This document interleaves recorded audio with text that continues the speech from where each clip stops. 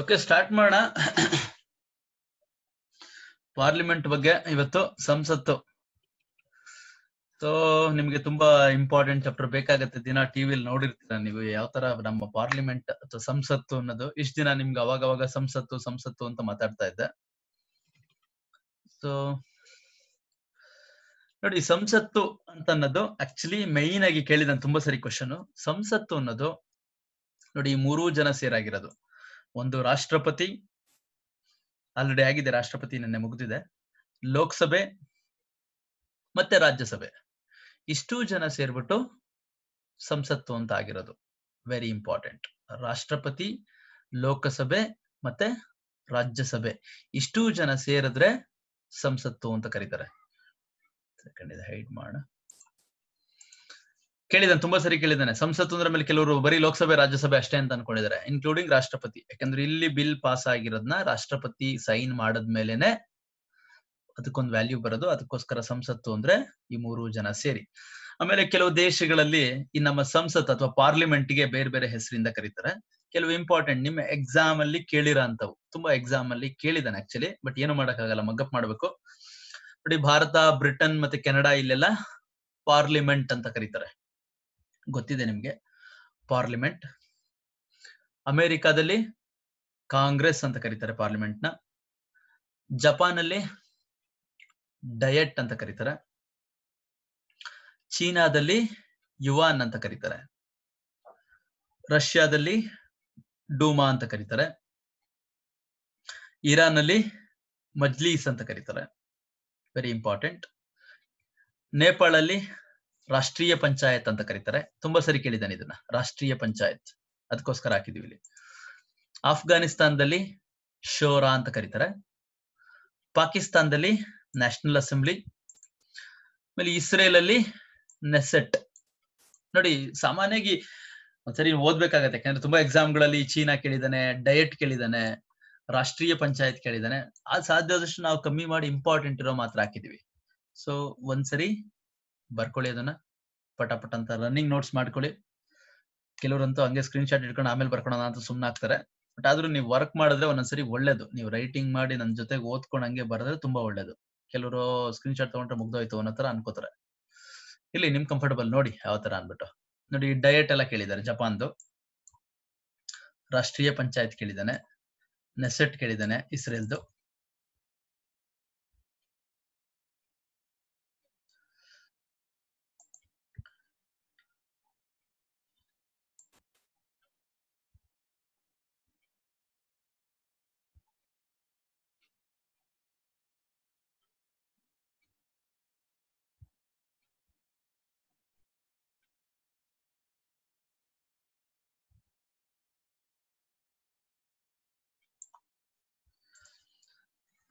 ಈಗ ಬರ್ಕೊಳ್ಳಿ ಇವನ್ನ ಹಂಗೆ ಒಂದ್ಸರಿ ಕಣ್ಣಾಡಿಸಿ. ಇದು ಇಂಪಾರ್ಟೆಂಟ್, ಇದು ತುಂಬಾ ಸರಿ ಕೇಳಿದಾನೆ ಇದು.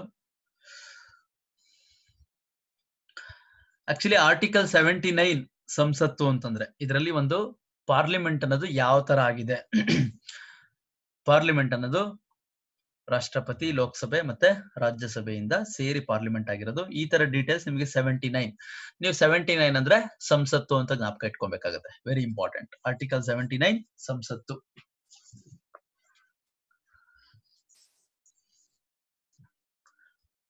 ಓಕೆ, ಈಗ ಲೋಕಸಭೆ, ಅದರಲ್ಲಿ ಫಸ್ಟ್ ಒನ್ ಲೋಕಸಭೆ ಸ್ಟಾರ್ಟ್ ಮಾಡೋಣ. ಯಾಕಂದ್ರೆ ಇಂಪಾರ್ಟೆಂಟ್ ಇದರಲ್ಲಿ, ಆ ಸಂಸತ್ತಲ್ಲಿ ಮುಖ್ಯವಾದ ಸದನ ಯಾವುದು? ಲೋಕಸಭೆ.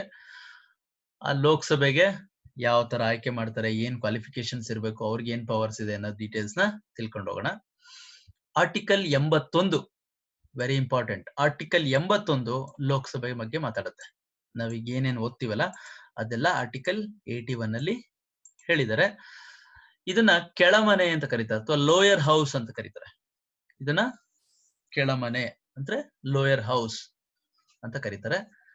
ಆಮೇಲೆ ಇದನ್ನ ಜನರ ಸದನ ಅಂತಾನು ಕರೀತಾರೆ, ಪೀಪಲ್ಸ್ ಹೌಸ್ ಅಂತ ಕರೀತಾರೆ. ಇದು ಲೋಕಸಭೆನ ಜ್ಞಾಪಕ ಇಟ್ಕೊಳ್ಳಿ, ಇಲ್ಲಿ ಹಾಕಿಲ್ಲ. ಪೀಪಲ್ಸ್ ಹೌಸ್ ಅಥವಾ ಜನರ ಸದನ ಅಂತ ಕರೀತಾರೆ. ಯಾಕೆಂದ್ರೆ ತುಂಬಾ ಜನ ಇದ್ದಾರೆ ಅಲ್ಲಿ, ಕಂಪೇರ್ ಟು ರಾಜ್ಯಸಭಾ ಇಲ್ಲಿ ತುಂಬಾ ಜನ ಇದ್ದಾರೆ ಲೋಕಸಭೆಯಲ್ಲಿ. ಅದಕ್ಕೋಸ್ಕರ ಇದನ್ನ ಲೋಕಸಭೆನ ಜನರ ಸದನ ಅಥವಾ ಪೀಪಲ್ಸ್ ಹೌಸ್ ಅಂತ ಕರೀತಾರೆ. Very important. ಕೇಳಿದಾನೆ ಜನರ ಸದನ ಯಾವುದು ಅಂದ್ರೆ ಲೋಕಸಭೆ.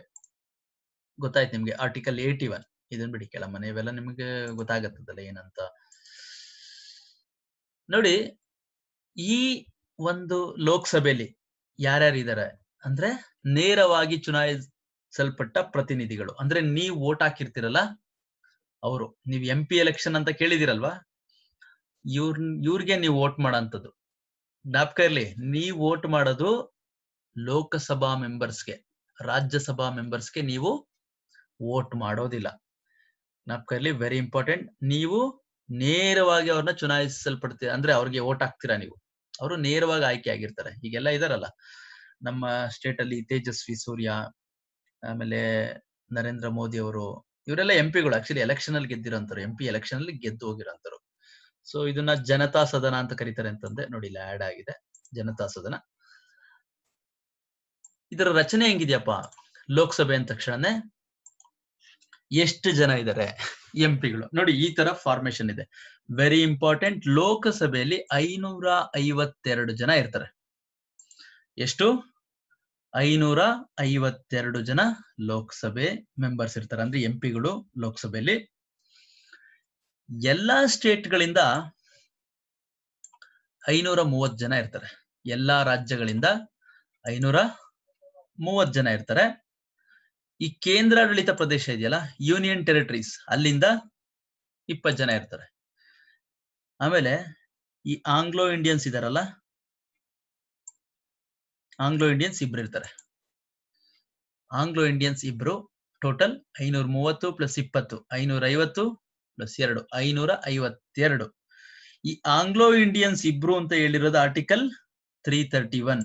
Very important. ನಿಮಗೆ ಬರುತ್ತೆ, ಮುಂದಕ್ಕೆ ಬರುತ್ತೆ ಎಕ್ಸ್ಟ್ರಾ. ಈ ಪಾರ್ಲಿಮೆಂಟ್ ಎಲ್ಲ ಮುಗಿದ್ಮೇಲೆ ಈ ಸಪರೇಟ್ ಆರ್ಟಿಕಲ್ SC ST ಅವರಿಗೆಲ್ಲ ರಿಸರ್ವೇಶನ್ಸ್, ಆ ಡೀಟೇಲ್ಸ್ ಗಳೆಲ್ಲ ಕೂಡ ನಿಮ್ಗೆ ಇಲ್ಲಿ ಆರ್ಟಿಕಲ್ಸ್ ಗಳಲ್ಲಿ ಬರುತ್ತೆ. ಜ್ಞಾಪಕ ಇಟ್ಕೊಂಡಿರಿ. Anglo Indians article 331.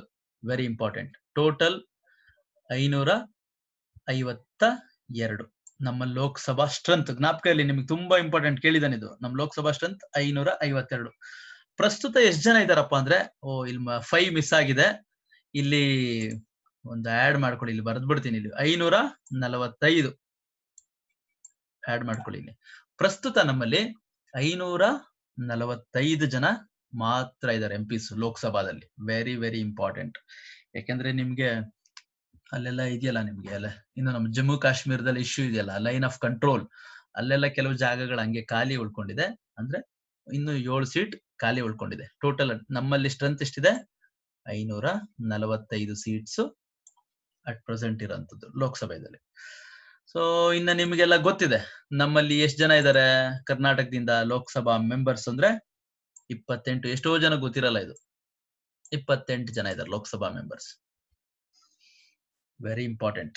ಕೇಳಿದಾನೆ ಇದನ್ನು ಕೂಡ. ನಮ್ಮಲ್ಲಿ 28 ಜನ ಇದ್ದಾರೆ. ಟೋಟಲ್ 500, ಪ್ರಸ್ತುತ 545. 5 ಆಡ್ ಮಾಡ್ಕೊಟ್ರಪ್ಪ ಇಲ್ಲಿ. 545. ಟೋಟಲ್ ಸ್ಟ್ರೆಂತ್ ಬಂದು 552. ಈ ಸಬ್ ಇದೇನ್ ಬೇಡ ನಿಮಗೆ. ಸಾಮಾನ್ಯವಾಗಿ ಒಂದ್ಸರಿ ಕಣ್ಣ ಆಡ್ಸ್ಕೊಳ್ಳಿ ಅಷ್ಟೇ, ತುಂಬಾ ಫೋಕಸ್ ಮಾಡಕ್ ಹೋಗ್ಬಿಡಿ. 552 ಟೋಟಲ್ ಸ್ಟ್ರೆಂತ್. 545 ಇದ್ದಾರೆ. ಕರ್ನಾಟಕದಿಂದ 28. ನಿಮಗೆ ಎಲೆಕ್ಷನ್ ನಿಂತ್ಕೋಬೇಕು. ಫಾರ್ ಎಕ್ಸಾಂಪಲ್, ನೀವು ಏನೇನ್ ಅರ್ಹತೆ ಬೇಕು MP ಆಗ್ಬೇಕು ಅಂದ್ರೆ, ಸೊ ಇದೆಲ್ಲ ಗೊತ್ತಿರೋಂಥದ್ದೇ. ಭಾರತೀಯ ಪ್ರಜೆ ಆಗಿರ್ಬೇಕು, ಎಲ್ಲ ಗೊತ್ತಿರ್ಬೇಕು. ಭಾರತದವ್ರಿಗೆ ಬೇರೆ ಕೊಡಲ್ಲ. ಆಮೇಲೆ 25 ವರ್ಷ ಆಗಿರ್ಬೇಕು, ಗೊತ್ತಿದೆ ಇದು ಕೂಡ ನಿಮ್ಗೆ. 25 ಇಯರ್ಸ್ ಆಗಿರ್ಬೇಕು. ಆಮೇಲೆ ಯಾವುದೇ ಲಾಭದಾಯಕ ಹುದ್ದೆಯಲ್ಲಿ ಇರಬಾರ್ದು. ಅಂದ್ರೆ ನಿನ್ನೆ ಹೇಳಿದಿವಲ್ಲ, ಇದು ವೆರಿ ಇಂಪಾರ್ಟೆಂಟ್ ಅಪ್ಪ. ಈ ಏಜ್ ಅಂತೂ 25 ಇಯರ್ಸ್ ತುಂಬಾ ಇಂಪಾರ್ಟೆಂಟ್. MP ಎಲೆಕ್ಷನ್ ನಿಂತ್ಕೋಬೇಕು ಅಂದ್ರೆ 25 ಇಯರ್ಸ್ ಆಗಿರ್ಬೇಕು ಲೋಕಸಭೆಗೆ. ಯಾವುದೇ ಲಾಭದಾಯಕ ಹುದ್ದೆಯಲ್ಲಿ ಇರಬಾರ್ದು. ಹೇಳಿದ್ನಲ್ಲ ಆಲ್ರೆಡಿ. ನೀವು ಒಂದು ಪೋಸ್ಟಿಗೆ ನಿಂತ್ಕೊಳ್ಳೋದಕ್ಕಿಂತ ಮುಂಚೆ MPಗೆ ಇನ್ನೊಂದು ಯಾವುದೋ ಒಂದು ಒಳ್ಳೆ ಟಾಪ್ ಪೊಸಿಷನ್, ಗೌರ್ಮೆಂಟ್ ಪೊಸಿಷನ್ ಅಲ್ಲಿ ಯಾವ್ದು ಕೂಡ ನೀವು ಅಲ್ಲಿ ಇರಬಾರ್ದು. ಅದನ್ನೇ ಲಾಭದಾಯಕ ಹುದ್ದೆ ಅನ್ನೋದು. ಸೊ ಇದೆಲ್ಲ ಗೊತ್ತಾಗತ್ತೆ ನಿಮ್ಗೆ. ಆಮೇಲೆ ಇನ್ನು ಸೆಷನ್ಗಳು, ಇನ್ನು ಲೋಕಸಭೆಯಲ್ಲಿ ಸೆಷನ್ ಡೀಟೇಲ್ಸ್ ಎಲ್ಲ ಬರುತ್ತೆ. ಬಿಲ್ ಪಾಸ್ ಮಾಡೋದೆಲ್ಲ ಮುಂದಕ್ಕೆ ಬರುತ್ತೆ. ಈಗ ಬೇಸಿಕ್ ಆಗಿ ಅಧಿವೇಶನನೆಲ್ಲ ಕರೆಯೋದ್ ನೆನೆ ಹೇಳಿದೀನಿ ನಿಮ್ಗೆ. ಯಾರು? ರಾಷ್ಟ್ರಪತಿ ಕರೀತಾರೆ ಅಂತ ಹೇಳಿದೀನಿ ನಿಮ್ಗೆ. ಸೆಷನ್ಸ್ ಎಲ್ಲ ಕಾಲ್ ಮಾಡೋದು ರಾಷ್ಟ್ರಪತಿನೇ. ಸೆಷನ್ ಕಾಲ್ ಮಾಡೋದು, ಸೆಷನ್ ಆಯ್ತು ಮುಗಿತಪ್ಪ ಅಂತ ಹೇಳೋದೆಲ್ಲ ನಮ್ಮ ರಾಷ್ಟ್ರಪತಿಯವರು. ವರ್ಷದಲ್ಲಿ 2 ಬಾರಿ ಮಿನಿಮಮ್ ಸೇರ್ಬೇಕು, ಕನಿಷ್ಠ ಅಂತ ಹಾಕೊಳ್ಳಿ. ವರ್ಷದಲ್ಲಿ ಎಷ್ಟು ಬಾರಿ ಸೇರ್ಬೇಕು? ಕನಿಷ್ಠ 2 ಬಾರಿ ಅಂದ್ರೆ ಸೆಷನ್ ಸೇರ್ಬೇಕು. ಅಂದ್ರೆ ನೀವು 1 ವರ್ಷ ಅಂತ ಇಟ್ಕೊಳ್ಳಿ, ಈ ವರ್ಷ ಅನ್ಕೊಳ್ಳಿ 2020, ಕನಿಷ್ಠ 2 ಸೆಷನ್ ಮಾಡ್ಲೇಬೇಕು. ಜ್ಞಾಪಕ ಇರ್ಲಿ, ಕೇಳ್ಬೋದು ನಿಮ್ಗೆ ಕನಿಷ್ಠ ಎಷ್ಟು ಸೆಷನ್ಗಳು ಮಾಡ್ಬೇಕು ಇದರಲ್ಲಿ ಇಂದಾಗ ಕನಿಷ್ಠ 2 ಮಾಡ್ಲೇಬೇಕು. ಆಮೇಲೆ ಯಾವುದೇ 2 ಸೆಷನ್ಗಳ ಅಂತರ 6 ತಿಂಗಳು ಮೀರುವಂತಿಲ್ಲ. ವೆರಿ ಇಂಪಾರ್ಟೆಂಟ್, ಕೇಳಿದಾನೆ ಇದು. ಈಗ ಒಂದ್ ಸೆಷನ್ ಇದೆ, ನಡೀತಾ ಇದೆ, ಈಗ ಮುಗಿದಿದೆ. ಇವತ್ತು ಮುಗಿದ 6 ತಿಂಗಳು ಒಳಗಡೆನೆ ಮಾಡ್ಬೇಕು. 6 ತಿಂಗಳು ಗ್ಯಾಪ್ ಕೊಡ್ಲೇಬಾರ್ದು. 2 ಅಧಿವೇಶನಗಳ ನಡುವಿನ ಅಂತರ 6 ತಿಂಗಳು ಮೀರುವಂತಿಲ್ಲ. ಕೇಳಿದಾನೆ, 2 ಅಧಿವೇಶನಗಳ ಗರಿಷ್ಠ ಅಂತರ ಎಷ್ಟಿರ್ಬೇಕು? 3 ತಿಂಗಳು, 6 ತಿಂಗಳು, 9, 12 ತಿಂಗಳು, ಈ ತರ ಕೊಡ್ತಾನೆ ಆಪ್ಷನ್. ವೆರಿ ಇಂಪಾರ್ಟೆಂಟ್, 6 ತಿಂಗಳು. ತುಂಬಾ ಸರಿ ಕೇಳಿದಾನೆ ಎಕ್ಸಾಮ್ ಅಲ್ಲಿ. ನೋಡಿ, ಇಂಥವೇ ಕೇಳೋದು ನಿಮ್ಗೆ, ಸಣ್ಣ ಸಣ್ಣ ಕನ್ಫ್ಯೂಷನ್ ಮಾಡ್ಬಿಡ್ತಾರೆ. Very important. 2 ಅಧಿವೇಶನಗಳ ನಡುವಿನ ಅಂತರ 6 ತಿಂಗಳು ಮೀರಂಗಿಲ್ಲ. ಆಮೇಲೆ ಇದು ಗೊತ್ತಾಯ್ತು ನಿಮ್ಗೆ. ಇನ್ನ ಕೋರಂ ಅಂದ್ರೆ ಎಷ್ಟ್ ಜನ ಅಟೆಂಡೆನ್ಸ್ ಇರ್ಬೇಕು, ಎಷ್ಟ್ ಜನ ಅಟೆಂಡೆನ್ಸ್ ಇರ್ಬೇಕು ಅಂತ ಅದನ್ನ ನೋಡೋಣ. ಕೆಲವು ಡೌಟ್ಸ್ ರೈಸ್ ಮಾಡ್ತಾರೆ, ಆಮೇಲೆ ತಗೊಳೋಣ. ಕೋರಂ ಎಷ್ಟ್ ಜನ ಅಟೆಂಡೆನ್ಸ್ ಇರ್ಬೇಕು ಅಂತಂದ್ರೆ 10ನೇ 1 ಭಾಗ. 10ನೇ 1 ಭಾಗ ಅಂದ್ರೆ 10 ಜನದಲ್ಲಿ 10 ಜನಕ್ಕೊಬ್ರು. ಲೆಕ್ಕ ಹಾಕೊಳ್ಳಿ, ಲೋಕಸಭೆಯಲ್ಲಿ ಎಷ್ಟು ಜನ ಇದ್ದಾರೆ? 552. 552 ಅಂದ್ರೆ 55 ಜನ ಇರ್ಲೇಬೇಕು ಮಿನಿಮಮ್ ಕೋರಂ. ಅಲ್ಲಿ ಸಭೆ ನಡೆಸಬೇಕು ಅಂತಂದ್ರೆ 10ನೇ 1 ಭಾಗ. ಈ ಕೋರಂ ಅನ್ನೋದು ಕಾಮನ್ ಅಪ್ಪ, ರಾಜ್ಯಸಭೆಗೂ ಸೇಮ್ ಕೋರಂ ಅದು. ಅಂದ್ರೆ ಅಲ್ಲಿ 250 ಜನ ಇದ್ದಾರೆ, ಅಲ್ಲಿ 25 ಜನ ಇರಬೇಕು. ಲೋಕಸಭೆಯಲ್ಲಿ 55 ಬರ್ಕೊಳ್ಳಿ, ಅಕಸ್ಮಾತ್ ಎಲ್ಲ ಸೈಡ್ ಅಲ್ಲಿ ಬರ್ಕೊಳ್ಳಿ. ಲೋಕಸಭೆಯಲ್ಲಿ 55 ಮೆಂಬರ್ಸ್ ಇರ್ಬೇಕು, ರಾಜ್ಯಸಭೆಯಲ್ಲಿ 25 ಮೆಂಬರ್ಸ್ ಇರ್ಬೇಕು. ಅದನ್ನ ಕೋರಂ 10ನೇ 1 ಭಾಗ ಅಂದ್ರೆ 10ಕ್ಕೊಬ್ರು ಪ್ರೆಸೆಂಟ್ ಇರ್ಬೇಕಂತ ಅದ್ರ ಅರ್ಥ. ಈ ತರ ಕೋರಂ ಬಗ್ಗೆ ಹೇಳಂತ ಆರ್ಟಿಕಲ್ ಸೆಂಚುರಿ ಅಂದ್ರೆ ಆರ್ಟಿಕಲ್ 100. Very important. ಒಂದ್ಸರಿ ಕೇಳಿದೆ, ಯಾವಾಗ ಒಂದ್ಸರಿ ನಮ್ಮ ಕೋರಂ ಬಗ್ಗೆ ಹೇಳಂತ ಆರ್ಟಿಕಲ್ ಯಾವುದು ಅನ್ಬಿಟ್ಟು 100. ನೋಡಿ, ನಾವ್ ಎಲ್ಲಾ ಆರ್ಟಿಕಲ್ ಓದ್ತಿಲ್ಲ, ಸ್ಟಾರ್ಟಿಂಗ್ ಎಲ್ಲ ಆದ್ರೆ ಓದ್ತಿದ್ದೋ, ಬಟ್ ಈಗ ಎಲ್ಲಾ ಆರ್ಟಿಕಲ್ ನಾವು ಓದ್ತಾ ಇಲ್ಲ. ಇಂಪಾರ್ಟೆಂಟ್ ಆರ್ಟಿಕಲ್ಸ್ ಮಾತ್ರ ನೋಡ್ಕೊಂಡು ಹೋಗ್ತಾ ಇದೀವಿ. ಆರ್ಟಿಕಲ್ ನಂಬರ್ 100 ಏನ್ ಹೇಳುತ್ತಪ್ಪ ಅಂದ್ರೆ ಕೋರಂ ಎಷ್ಟಿರ್ಬೇಕು ಅಂತ ಹೇಳುತ್ತೆ. ಇನ್ನ ಇದ್ರ ಅಧ್ಯಕ್ಷತೆ ಯಾರು ವಹಿಸ್ಕೊಂತಾರೆ? ಈ ಕೋರಂ ಎಲ್ಲ ಬಂದ್ ಜನ ಎಲ್ಲ ಸೇರ್ಕೊಂಡಿದಾರೆ, ಅಲ್ಲೊಬ್ರು ಕೂತ್ಕೋಬೇಕಲ್ಲ. ನಿಮಗೆ ಟಿವಿಯಲ್ಲೆಲ್ಲ ನೋಡಿದಿರ, ಯಾರು? ಸ್ಪೀಕರ್ ವಹಿಸ್ಕೋತಾರೆ. ಯಾರು? ಸ್ಪೀಕರ್. Very important. ಸದನದ ಅಧ್ಯಕ್ಷತೆನ ಯಾರು ವಹಿಸ್ಕೋತಾರೆ ಅಂದ್ರೆ ಸ್ಪೀಕರ್. Very important. ಇನ್ನ ಲೋಕಸಭೆಗೆ ಅಧಿಕಾರ ಏನೇನಿದೆ ಸುಮ್ನೆ ಹಾಕಿದೀವಪ್ಪ, ಇಲ್ಲಿ ಪಾಯಿಂಟ್ಸ್ ಗಳು ಹಾಕ್ಬೇಕು ಅನ್ಬಿಟ್ಟು. ಇವೆಲ್ಲ ನಿಮಗೆ ಗೊತ್ತಿರೋಂಥದ್ದೇ. ಇದನ್ನ ಬರ್ಕೊಂಡು ಡಿಟೈಲ್ ಆಗಿ ನೋಡಿ. ಈ ತರ ಏನ್ ನೀವು ಕೆಲವರು ಸ್ಕ್ರೀನ್ ಶಾಟ್ ತಗೋತಿರೋ, ಕೆಲವ್ರು ಏನ್ ಮಾಡ್ತಿರೋ, ಇಲ್ಲ ಅಂದ್ರೆ ಅಲ್ಲಿ ಮೆಸೇಜ್ ಮಾಡಿ, ಸರ್ ನಾನು ಫಾಸ್ಟ್ ಆಗಿ ಓದ್ಬಿಟ್ಟು ಮುಂದಕ್ಕೆ ಹೋದ್ರೆ ಸರ್ ಬೇಗ ಹೇಳ್ತಾ ಇದ್ದೀರಾ, ಅದಕ್ಕೆ ಒಂಚೂರು ಹಿಂದಿನ ಸ್ಲೈಡ್ಗೆ ಹೋಗಿ ಅಂತ ಮೆಸೇಜ್ ಮಾಡಿ. ಬೇಕಾದ್ರೆ ಆ ಸ್ಲೈಡ್ಗೆ ಹೋಗೋಣ. ಇವರ ಅಧಿಕಾರಗಳು ಏನೇನಿದ್ಯಪ್ಪ? ಲೋಕಸಭಾ ಅಧಿಕಾರಗಳು ಅಂದ್ರೆ ರಾಜ್ಯಸಭೆಗಿಂತ ಹೆಚ್ಚು ಅಧಿಕಾರ ಹೊಂದಿದೆ. ಗೊತ್ತಿದೆ, ನೀವೇನ್ ಬರ್ಕೊಳೋ ಅಂತ ಅವಶ್ಯಕತೆ ಇಲ್ಲಪ್ಪ. ನಾನ್ ಹೇಳೋದು ಒಂದ್ಸಲ ಕೇಳಿಸ್ಕೊಂಡ್ರೆ ಸಾಕು. ಇದ್ರಲ್ಲಿ ನಿಮ್ಗೆ ಕ್ವಶನ್ಸ್ ಕೇಳಲ್ಲ. ಇದ್ರಲ್ಲಿ ಇದೆಲ್ಲ ಮೈನ್ಸ್ ಆಸ್ಪೆಕ್ಟ್ ಇಂದ ನೀವು ಆರಾಮಾಗಿ ಬರೀಬಹುದು. ಆಮೇಲೆ ಏನ್ ಮಾಡ್ತಾರೆ ಲೋಕಸಭೆ ಅಂದ್ರೆ? ಸರ್ಕಾರದ ಕಾರ್ಯಕ್ರಮ, ನಿರ್ಧಾರ, ರಾಷ್ಟ್ರೀಯ ಘಟನೆಗಳು, ವಿದೇಶಾಂಗ ನೀತಿಗಳನ್ನೆಲ್ಲ ಚರ್ಚೆ ಮಾಡ್ತಾರೆ. ಏನ್ ಬರ್ಕೋತೀರಾ ಇದ್ರಲ್ಲಿ? ಇದೆಲ್ಲ ಗೊತ್ತಿದೆ ನಿಮಗೆ. ಡೈಲಿ ಸೆಷನ್ಸ್ ಅಲ್ಲಿ ಏನ್ ಮಾಡ್ತಾರೆ ಅಂತ ನೀವ್ ಏನ್ ಬೇಕಾದ್ರೂ ಬರೀಬಹುದು. ಅಲ್ಲಿ ನಮ್ಮಲ್ಲಿ ಇವಾಗ ಏನೋ ಪ್ರಾಬ್ಲಮ್ ಆಯ್ತು, ಕರೋನಾ ಅದೇನೋ ಅರ್ಜೆಂಟ್ ಏನೋ ಒಂದು ಡಿಸ್ಕಷನ್ ಮಾಡ್ಬೇಕು, ಅದನ್ನ ಡಿಸ್ಕಸ್ ಮಾಡ್ತಾರೆ. ಆಮೇಲೆ ಏನಾದ್ರು ಒಂದು ಯಾವ್ದಾದ್ರು ಒಂದು ಕಾನೂನು ಮಾಡ್ಬೇಕು ಅಂತಂದ್ರೆ ಸಡನ್ ಆಗಿ ಎತ್ಕೊಂಡು ಅದನ್ನ ಡಿಸ್ಕಸ್ ಮಾಡ್ತಾರೆ. ಅವೆಲ್ಲ ಗೊತ್ತಿದೆ ನಿಮ್ಗೆ. ಹಣಕಾಸಿನ ಅಧಿಕಾರಗಳು ಲೋಕಸಭೆಯಲ್ಲಿ ಮಾಡ್ತಾರೆ ಅಂತ ಇದೆ. ಆಡಳಿತದ ಮೇಲೆ ನಿಯಂತ್ರಣ ಅಂದ್ರೆ ಲೋಕಸಭೆಯಲ್ಲಿ ಇಷ್ಟೆಲ್ಲ ಪವರ್ಗಳಿದೆ. ಲೋಕಸಭೆಯಲ್ಲಿ ಇವಾಗ ಗವರ್ಮೆಂಟ್ ನ ಕಂಟ್ರೋಲ್ ಮಾಡೋಂಥದ್ದು, ಕೆಲವು ಬಿಲ್ ಪಾಸ್ ಮಾಡಿದಾಗ ವೋಟ್ ಮಾಡೋಂಥದ್ದು. ಓನಾಗಿ ಹೇಳ್ತಾ ಇದೀನಪ್ಪ, ಜನರಲ್ ಇಲ್ಲಿರೋದು ಏನು ಇದನ್ನ ಬರ್ಕೊಳಕ್ ಹೋಗ್ಬೇಡಿ, ಇದೇನು ಅವಶ್ಯಕತೆ ಇಲ್ಲ, ಇದು ಓನಾಗಿ ಬರ್ಕೊಂಡು ಹೋಗುದು. ಆಮೇಲೆ ಕೆಲವು ಬಿಲ್ ಪಾಸ್ ಮಾಡ್ತಾರೆ. ಯಾರಿಗೋ ಸ್ಯಾಲ್ರಿ ರೈಸ್ ಮಾಡ್ಬೇಕು ಅಂದ್ರೆ ಸ್ಯಾಲ್ರಿ ರೈಸ್ ಮಾಡಿಸ್ತಾರೆ. ಯಾರೋ ಒಬ್ರನ್ನ ಅಪಾಯಿಂಟ್ ಮಾಡ್ಬೇಕು ಅಂದ್ರೆ ಅವರೆಲ್ಲ ಡಿಸ್ಕಸ್ ಮಾಡ್ತಾರೆ. ಇಂಥ ಯಾರೋ ಒಬ್ಬ ವಿದೇಶಾಂಗ ಇದಕ್ಕೆ ಯಾರೋ ಒಬ್ಬರ ಇಂಪಾರ್ಟೆಂಟ್ ಪರ್ಸನ್ಗಳು, ವಿಶ್ವಸಂಸ್ಥೆಗೆ ಯಾರನ್ನ ನೇಮಕ ಮಾಡ್ಬೇಕು ಅಂದ್ರೆ ಈ ಪರ್ಸನ್ ಸರಿನಾ ಬೇಡವಾ, ಈ ತರದೆಲ್ಲ ಯೋಚನೆ ಮಾಡ್ತಾರೆ. ನೋಡಿ, ರಾಷ್ಟ್ರಪತಿಯನ್ನ ಗೊತ್ತಿದೆ ನಿಮ್ಗೆ. ರಾಷ್ಟ್ರಪತಿ ತೆಗಿಬೇಕಾದ್ರೆ ನಿಮ್ಗೆ ಅವಾಗ ಹೇಳಿದೀನಿ, ಎರಡೂ ಸದನದಲ್ಲಿ ವೋಟ್ ಮಾಡ್ಬೇಕು ಅಂತ. ನ್ಯಾಯಾಧೀಶರನ್ನ ತೆಗಿಬೇಕು ಅಂದ್ರೆ ಎರಡೂ ಸದನದಲ್ಲಿ ವೋಟ್ ಮಾಡ್ಬೇಕು. ಹಂಗೆ ಲೋಕಸಭೆನೂ ಸೇರ್ಕೊಳುತ್ತೆ. ತಿದ್ದುಪಡಿ, ಸಂವಿಧಾನ ತಿದ್ದುಪಡಿ ಮಾಡ್ಬೇಕು ಅಂದ್ರೆ ಅಲ್ಲೂ ಕೂಡ ಲೋಕಸಭೆ ಇನ್ವಾಲ್ವ್ಮೆಂಟ್ ಅಂದ್ರೆ ಎಲ್ಲ ಕಡೆ ಇದೆ ಅಂತ. ಆಮೇಲೆ ರಾಷ್ಟ್ರಪತಿ, ಉಪರಾಷ್ಟ್ರಪತಿ ಚುನಾವಣೆಯಲ್ಲಿ ಭಾಗಿಯಾಗ್ತಾರೆ. ಅವ್ರನ್ನೆಲ್ಲ ತೆಗಿಬೇಕಾದ್ರೆ ಭಾಗಿಯಾಗ್ತಾರೆ. ತುರ್ತು ಪರಿಸ್ಥಿತಿಗಳ ಬಗ್ಗೆ ಡಿಸ್ಕಷನ್ ಮಾಡ್ತಾರೆ. ಒಂದು ಹೊಸ ರಾಜ್ಯಗಳನ್ನ ರಚನೆ ಮಾಡಬೇಕು ಅಂದ್ರೆ ಅಥವಾ ಹೆಸರು ಬದಲಾವಣೆ ಮಾಡಬೇಕು ಅಂದ್ರೆ ಲೋಕಸಭೆ ಪಾರ್ಟಿಸಿಪೇಷನ್ ತುಂಬಾ ಮುಖ್ಯ. ನಿಮ್ಗೆ ಇದೆಲ್ಲ ಓನ್ ಆಗಿ ಗೊತ್ತಿದ್ಯಪ್ಪ, ಇಷ್ಟೆಲ್ಲ ಕಾನ್ಸ್ಟಿಟ್ಯೂಷನ್ ಹೋದ್ಮೇಲೆ ನಿಮ್ಗೆ ಲೋಕಸಭೆ ರೋಲ್ ಗೊತ್ತಿಲ್ಲ ಅಂದ್ರೆ ಏನೇನ್ ಮಾಡ್ತಾರೆ ಅಂದ್ರೆ, ಈಗ ಎಲ್ಲ ತುರ್ತು ಪರಿಸ್ಥಿತಿ ಆಗ್ಲಿ, ಸಿಟಿಸನ್ಶಿಪ್ ಆಗ್ಲಿ, ಏನೇ ಇಂಪಾರ್ಟೆಂಟ್ ಚಾಪ್ಟರ್ಗಳು ಇದೆಯಲ್ಲ ಎಲ್ಲಾ ಪಾಸ್ ಮಾಡೋದು, ಅದನ್ನೇ ಬರ್ದ್ಬಿಡಿ ನೀವು ಮೈನ್ಸ್ ಅಲ್ಲಿ ಬರೀಬೇಕಾದ್ರೆ. ಇವೆಲ್ಲ ಅಧಿಕಾರ ಲೋಕಸಭೆಗಿದೆ, ಮುಗೀತು ಅಷ್ಟೇ. ಇದೇನ್ ಇದನ್ನೇ ಬರೀಬೇಕು, ನಾವು ಬರ್ದಿದ್ದೇ ಬರೀಬೇಕು ಅಂತೆಲ್ಲ. ನಾವು ಓನ್ ಆಗಿ ಬರೆದಿರ್ತೀವಿ, ನೀವು ಅದೇ ತರ ಓನ್ ಆಗಿ ಬರೀರಿ, ಆಯ್ತಾ? ಇನ್ನ ಕೇಳಂತದ್ದು ಎಕ್ಸಾಮ್ ಅಲ್ಲಿ ಇದ್ರಲ್ಲಿ ರಾಜ್ಯಸಭೆ, ಲೋಕಸಭೆ ಮುಗೀತು.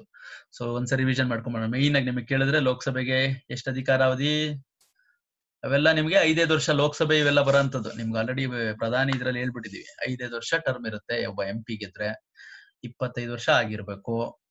ಆಮೇಲೆ ಲೋಕಸಭಾ ಸೆಷನ್ಗಳು 6 ತಿಂಗಳು ಅಂತರವನ್ನ ಮೀರಂಗಿಲ್ಲ. 6 ತಿಂಗಳೊಳಗಡೆ ಮೀಟಿಂಗ್ ಸೇರ್ಲೇಬೇಕು. ಅಂದ್ರೆ ಮಿನಿಮಮ್ ವರ್ಷದಲ್ಲಿ 2 ಸೆಷನ್ ಅಧಿವೇಶನಗಳನ್ನ ಮಾಡ್ಲೇಬೇಕು. 2 ಅಧಿವೇಶನಗಳ ನಡುವಿನ ಅಂತರ 6 ತಿಂಗಳು ಮೀರಂಗಿಲ್ಲ. ಈ ತರದ ವಿಚಾರನೆಲ್ಲ ಅಲ್ಲಿ ಸ್ಟಡಿ ಮಾಡಿದ್ವಿ. ಆಮೇಲೆ ಆರ್ಟಿಕಲ್ ನಂಬರ್ ಲೋಕಸಭೆಗೆ 81. ಆಮೇಲೆ ಇನ್ನೇನು ಲೋಕಸಭೆಯಲ್ಲಿ ಈ ತರ ನೆನ್ಸ್ಕೋಬೇಕು. ಆಕ್ಚುಲಿ ನೀವು ಮಲ್ಕೋಬೇಕಾದ್ರೆ ಈ ತರ ಏನೇನ್ ಓದಿದೀವಿ 10 ಪಾಯಿಂಟ್ ಓದಿದ್ರೆ ಅಟ್ಲೀಸ್ಟ್ ಒಂದ್ 5-6 ಜ್ಞಾಪಕ ಬರ್ತವೆ. ಬೆಳಿಗ್ಗೆ ಇನ್ನೊಂದ್ಸರಿ ನೋಡ್ತಾ ನೋಡ್ತಾ ನೋಡ್ತಾ ನಿಮ್ಗೆ ಪ್ರಾಕ್ಟೀಸ್ ಆಗುತ್ತೆ.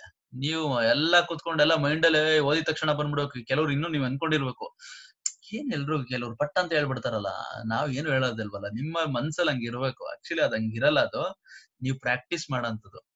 ನೀವು ರಾತ್ರಿ ಮಲ್ಕೋಬೇಕಾದ್ರೆ ನೀಟಾಗಿ ನಾನು ಏನೇನು ಓದ್ದೆ ಇವತ್ತು ನಿಮ್ ಕಣ್ಮುಂದೆ ಬರ್ಬೇಕು. ಈಗ ಏನೋ ಒಂದ್ ಸ್ಕ್ರೀನ್ ಹಾಕಿದೀನಿ, ಅದ್ ಕಣ್ಮುಂದೆ ಬರ್ತಾ ಇರ್ಬೇಕು. ಅದರಲ್ಲಿ ಪ್ರಿಯಾರಿಟೀಸ್ ಕೊಡ್ಬೇಕು ನೀವು, ಯಾವ್ದು ಇಂಪಾರ್ಟೆಂಟ್ ಅಲ್ಲ ಅನ್ನೋದು. ನಿಮ್ಗೇನೋ ಒಂದು ಆರ್ಟಿಕಲ್, ರಾಜ್ಯಸಭಾ ಆರ್ಟಿಕಲ್ ಮರ್ತೋಗಿತ್ತು, ಬೆಳಿಗ್ಗೆ ಎದ್ದು ನೋಡ್ಕೊಳ್ಳಿ, ಪರವಾಗಿಲ್ಲ. ಇವೆಲ್ಲ ನಂಬರ್ಸ್ ಇವೆಲ್ಲ ಮರ್ತೋಗಂತದ್ದು, ನಾವೆಲ್ಲ ಮರಿಯಂತದ್ದು ಮನುಷ್ಯನ ಸಹಜ ಗುಣ. ಅದೇನು ಎಲ್ರು ಮಾಸ್ಟರ್ ಅಂತಲ್ಲ ಹಿಡಿದಿಟ್ಕೊಳೋದಕ್ಕೆ. ಸಡನ್ ಆಗಿ ಏನೋ 81 ನಂಬರ್ ಜ್ಞಾಪಕ ಇಟ್ಕೊಳ್ಳಿ ಅಂದ್ರೆ ಅದ್ ಹೆಂಗೆ? ಒಬ್ಬ ಅಂದ್ರೆ ನೀವ್ ಎಷ್ಟು ಫೋನ್ ನಂಬರ್ ನಿಮ್ ತಲೆಯಲ್ಲಿ ಇರುತ್ತೆ. ಈ ನಂಬರ್ಸ್ ಇವೆಲ್ಲ ಸಾಧ್ಯದಷ್ಟು ಜ್ಞಾಪಕ ಇಟ್ಕೊಳಕ್ಕಾಗಲ್ಲ. ಬೇಕಾಗಿರೋದು ಮಾತ್ರ ಇಟ್ಕೊಂಡು ಪ್ರಾಕ್ಟೀಸ್ ನೋಡ್ತಾ ನೋಡ್ತಾ ನೋಡ್ತಾ ನಿಮ್ಗೆ ಬಂದ್ಬಿಡುತ್ತೆ. ನೋಡಿ, ಇವಾಗ 42ನೇ ತಿದ್ದುಪಡಿ ಅಂತ ತುಂಬಾ ಸರಿ ಹೇಳ್ತಿದ್ದ ಸ್ಟಾರ್ಟಿಂಗ್ ಇಂದ. ಆಲ್ಮೋಸ್ಟ್ ಕೆಲವರು ಫೆಮಿಲಿಯರ್ ಆಗ್ಬಿಟ್ಟಿದ್ದಾರೆ ಅದು ಇದ್ರಲ್ಲಿ. ಸೊ ಆ ತರ ನೀವು ಆಗ್ಬೇಕು. ಕೆಲವನ್ನ ನಂಬರ್ಸ್ ಗಳನ್ನ ಪರ್ಫೆಕ್ಟ್ ಆಗ್ಬೇಕು. ಆಗ್ತಿರ, ತಲೆ ಕೆಡ್ಸ್ಕೊಬೇಡಿ. ರಾಜ್ಯಸಭೆ ಇದನ್ನ ಮೇಲ್ಮನೆ, ಅಪ್ಪರ್ ಹೌಸ್ ಅಂತ ಕರೀತಾರೆ. ಅಪ್ಪರ್ ಹೌಸ್ ಅಂದ್ರೆ ಎಲ್ಲ ಸೀನಿಯರ್ಸ್ ಎಲ್ಲ ಇರ್ತಾರೆ ಇಲ್ಲಿ. ಹಿರಿಯರ ಸದನ ಅಂತಂದ್ರೆ ಎಲ್ಲ ಸೀನಿಯರ್ಸ್ ಹೌಸ್ ಅಂತ ಕರೀತಾರೆ ಇದನ್ನ. ಯಾಕಂದ್ರೆ ಎಲ್ಲ ಹಿರಿಯರೇ ಇರೋದಲ್ಲಿ. ಸಾಮಾನ್ಯವಾಗಿ ರಾಜ್ಯಸಭೆ ಅಂತಂದ ತಕ್ಷಣ ಎಲ್ಲ ಅಲ್ಲಿ ಹಿರಿಯರಿರೋಂಥದ್ದು. ಅಂದ್ರೆ ನಮ್ಮಲ್ಲಿ ಎಲ್ಲ ಬುದ್ಧಿವಂತರು, ಕೆಲವರು ಕ್ರೀಡಾ ಕ್ಷೇತ್ರದಿಂದ, ಕೆಲವು ಸ್ಪೋರ್ಟ್ಸ್, ಇಂಥ ಕಡೆ ಎಲ್ಲ ಆಯ್ಕೆ ಮಾಡಿ ಕಳಿಸಿರ್ತಾರೆ ರಾಜ್ಯಸಭೆಗೆ. ಸೊ ಅದಕ್ಕೋಸ್ಕರ ಅದನ್ನ ಹಿರಿಯರ ಸದನ ಅಂತ ಕರೀತಾರೆ. ಆಮೇಲೆ ಬುದ್ಧಿವಂತರ ಸದನ ಅಂತಾನೂ ಕರೀತಾರೆ, ಆಯ್ತಾ?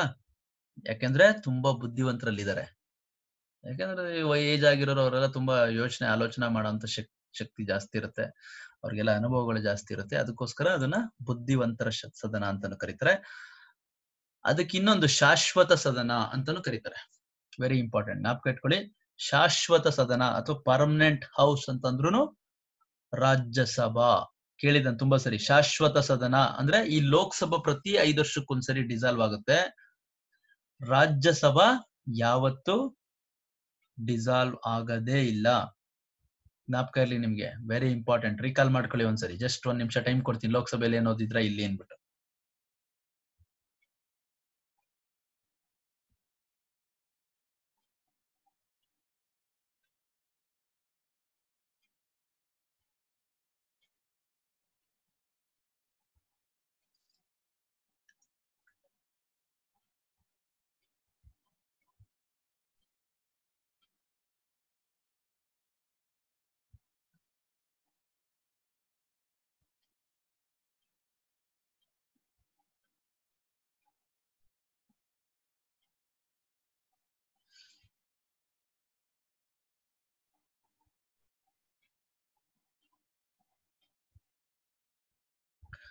ಓಕೆ, ಇದನ್ನ ಮುಗಿಸ್ಬಿಟ್ಟು ಆಮೇಲೆ ಡೌಟ್ಸ್ ತಗೊಳ್ಳೋಣ. ಕೆಲವರು ಹ್ಯಾಂಡ್ ರೈಸ್ ಮಾಡ್ತಿದ್ದಾರೆ. ರಾಜ್ಯಸಭೆಗೆ ಆರ್ಟಿಕಲ್ ನಂಬರ್ 80 ವೆರಿ ಇಂಪಾರ್ಟೆಂಟ್. ವಿಧಿ 80 ತುಂಬಾ ಇಂಪಾರ್ಟೆಂಟ್ ಇದು ರಾಜ್ಯಸಭೆದು. ಓಕೆ, ಇದರ ರಚನೆ ಹೆಂಗಿದೆ? ನಮ್ಮ ಲೋಕಸಭೆ ನೋಡ್ಕೊಂಡ್ ಬಂದಿದೀವಿ. 552 ಜನ ಇದ್ರು. ಅದೇ ತರ ನಮ್ಮ ಈ ರಾಜ್ಯಸಭೆಯಲ್ಲಿ ಎಷ್ಟು ಜನ ಇದ್ದಾರೆ ಅಂದ್ರೆ 250 ಮೆಂಬರ್ಸ್ ಇದ್ದಾರೆ. ನಿಮ್ಗೆ ಅವಾಗ್ಲೇ ಹೇಳಿದೆ, ಬಟ್ ಜ್ಞಾಪಕ ಇಟ್ಕೊಳ್ಳಿ. ರಾಜ್ಯಸಭೆಯಲ್ಲಿ ಗರಿಷ್ಠ ಸದಸ್ಯರು ಮ್ಯಾಕ್ಸಿಮಮ್ 250 250 ಜನ ಇದ್ದಾರೆ. 250ರಲ್ಲಿ ಗರಿಷ್ಠ 250 ರಾಜ್ಯಸಭಾ ಇಟ್ಕೊಳ್ಳುವಂಥದ್ದು. 238 ಜನನ ಪರೋಕ್ಷವಾಗಿ ಆಯ್ಕೆ ಮಾಡ್ತೀವಿ ನಾವು. 238 ನಾವು ಪರೋಕ್ಷವಾಗಿ ನೋಡಿ. ಅಲ್ಲಿ ಎಂಪಿಗೆ, ಲೋಕಸಭಾ ಎಂಪಿಗೆ ನೀವು ಡೈರೆಕ್ಟ್ ವೋಟ್ ಮಾಡಿ ಆಯ್ಕೆ ಮಾಡಿದ್ರ, ಬಟ್ ಇಲ್ಲಿ ಪರೋಕ್ಷ ಚುನಾವಣೆಯ ಮೂಲಕ ಆಯ್ಕೆ ಮಾಡ್ತೀರಾ. ಅಂದ್ರೆ ನೀವು ಅವ್ರಿಗೆ ವೋಟ್ ಮಾಡಲ್ಲ. ಆ ರಾಜ್ಯಸಭಾ ಅವ್ರನ್ನು ಕೂಡ ರಾಜ್ಯಸಭಾ ಮೆಂಬರ್ಸ್ ಎಂಪಿಸ್ ಅಂತ ಕರೀತಾರೆ. ಅವ್ರಿಗೆ ವೋಟ್ ಹಾಕಂತರು ನಿಮ್ಮ ವಿಧಾನಸಭಾ ಇದರಲ್ಲಿ ಇರ್ತಾರಲ್ಲ, ನಮ್ಮ ಆಯಾ ವಿಧಾನಸಭೆಗಳಿರ್ತಾವಲ್ಲ ಕರ್ನಾಟಕದಲ್ಲಿ, ಎಲ್ಲ MLA ಗಳು ಇರ್ತಾರಲ್ಲ, ಅವರು ವೋಟ್ ಮಾಡಿ ಎಲೆಕ್ಟ್ ಮಾಡ್ತಾರೆ. ಒಂದೊಂದು ಸ್ಟೇಟ್ಗೆ ಇಷ್ಟು ಸೀಟು ಅಂತ ಇರುತ್ತೆ. ಸೊ ಅವ್ರು ವೋಟ್ ಮಾಡಿ, MLA ಗಳು ವೋಟ್ ಮಾಡಿ ಗೆಲ್ಲಿಸ್ತಾರೆ. 238 ಜನನ ಪರೋಕ್ಷ ಚುನಾವಣೆಯ ಮೂಲಕ. ಜ್ಞಾಪಕ ಇರಲಿ ನಿಮ್ಗಿದು. ಇನ್ನು ಯಾರೋ ಕೇಳ್ತಾ ಇದ್ರೆ ಹೆಂಗ್ ಆಯ್ಕೆ ಆಗ್ತಾರೆ ಸರ್ ಅವರು ಅಂದ್ಬಿಟ್ಟು. 238 ಜನ ಪರೋಕ್ಷ ಚುನಾವಣೆ ಮೂಲಕ. 12 ಜನನ ನಾಮಕರಣ ಮಾಡ್ತಾರೆ. ಯಾರು ಅಂದ್ರೆ ರಾಷ್ಟ್ರಪತಿ. Very important. ಎಷ್ಟು ಜನ ನೇಮಿಸ್ತಾರೆ ರಾಷ್ಟ್ರಪತಿ? 12 ಜನ ಇವ್ರನ್ನ ನೇಮಿಸ್ತಾರೆ. ಏನೇನು? ಕಲೆ, ವಿಜ್ಞಾನ, ಸಾಹಿತ್ಯ, ಸಮಾಜ ಸೇವೆ, ಮತ್ತೆ ಸ್ಪೋರ್ಟ್ಸ್ ಅಂತಾನು ಹಾಕೋಬಹುದು. ಯಾಕಂದ್ರೆ ಮೊನ್ನೆ ಸಚಿನ್ ಎಲ್ಲ ನೇಮಕ ಮಾಡಿದ್ಮೇಲೆ ಸ್ಪೋರ್ಟ್ಸ್ ಅನ್ನೋದು ಇದನ್ನು ಕೂಡ ಇನ್ಕ್ಲೂಡ್ ಮಾಡಿದ್ದಾರೆ. ಕಲೆ, ವಿಜ್ಞಾನ, ಸಾಹಿತ್ಯ, ಸೋಷಿಯಲ್ ಸರ್ವಿಸ್ ಮತ್ತು ಸ್ಪೋರ್ಟ್ಸ್ ಇಂಥ ಕಡೆ ಎಲ್ಲ ಯಾರ್ಯಾರು ಒಳ್ಳೆ ಅಚೀವ್ ಮಾಡಿದಾರೋ ಅವ್ರನ್ನ ರಾಷ್ಟ್ರಪತಿಯವರು ಆಯ್ಕೆ ಮಾಡ್ತಾರೆ. ಕೇಳಿದಾನಿದು ವೆರಿ ಇಂಪಾರ್ಟೆಂಟ್. ಎಷ್ಟು ಜನ ಅಂತ? 12 ಜನ. 238 + 12 ಟೋಟಲ್ 250 ಆಯ್ತು. ಪ್ರಸ್ತುತ ನಮ್ಮಲ್ಲಿ 245 ಇದ್ದಾರೆ. ಆಕ್ಚುಲಿ 5 ಖಾಲಿ ಇದೆ. ಟೋಟಲ್ ಪ್ರಸ್ತುತ ನಮ್ಮಲ್ಲಿ 245 ಇದೆ. Very important. ಕರ್ನಾಟಕದಲ್ಲಿ 12 ಜನ. ಇಷ್ಟು ಜ್ಞಾಪಕ ಇಟ್ಕೊಳ್ಳಿ. ಕರ್ನಾಟಕದಲ್ಲಿ ಲೋಕಸಭಾ ಎಂಪಿಗಳು 28 ಜನ, ರಾಜ್ಯಸಭಾ ಎಂಪಿಗಳು 12 ಜನ.